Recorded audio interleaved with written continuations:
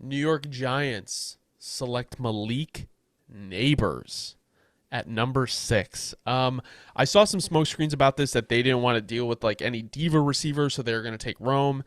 And then after they took Malik, I was like, oh my God, they were the team that sent all these smoke screens out that they did not like the way that Kayvon Thibodeau interviewed at all. And they still took him. So I was like, okay, well, this was just me being stupid. I think Malik is a I'm done great. falling for him next year, bro. Yeah, I'm not yeah. falling for him anymore. The Giants are the ultimate smoke screen team. I think while I do think passing on JJ McCarthy is interesting, I don't blame them.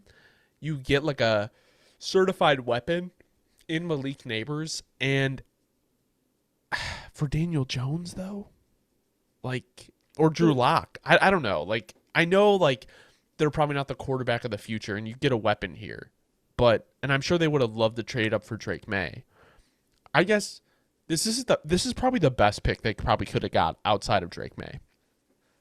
You know how I look at it, bro, in this case, and I think you'll agree completely. It's kind of the same situation as the Patriots, but different. Let me explain. You're gonna because that sounds misleading. You're gonna see what I'm saying. Where it's like, really, no matter who you took this year, you're not gonna be winning much next year. You still are gonna have a lot of building to do, and you're probably gonna lose a lot of games.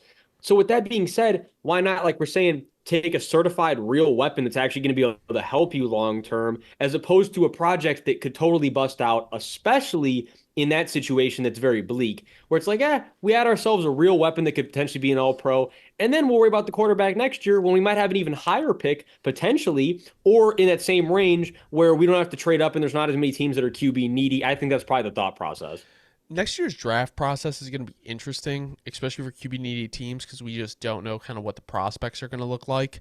But I will say, if you look at where the Giants have spent their money, they traded for Brian Burns. They have Dexter Lawrence. They have Kayvon Thibodeau, who is going to be getting paid. Obviously, they let Xavier McKinney walk. They needed, and they let Saquon Barkley walk. They needed to add a certified weapon on offense, and that's exactly what Malik Nabers is. I think they would have been happy with any three of the receivers, and regardless of who your quarterback is, this helps them out. And there are reports that Darren Waller may be retiring as well. So if you lose Darren Waller, you are asking your quarterback to throw to Wandale Robinson, Jalen Hyatt, and Darius Slayton. That's not a good receiving core for any quarterback in the league, not even Patrick Mahomes. So this was probably the best pick the Giants could have made. It's just like, at least now when you make your next decision at quarterback, you know you're putting him into a slightly better situation. Absolutely.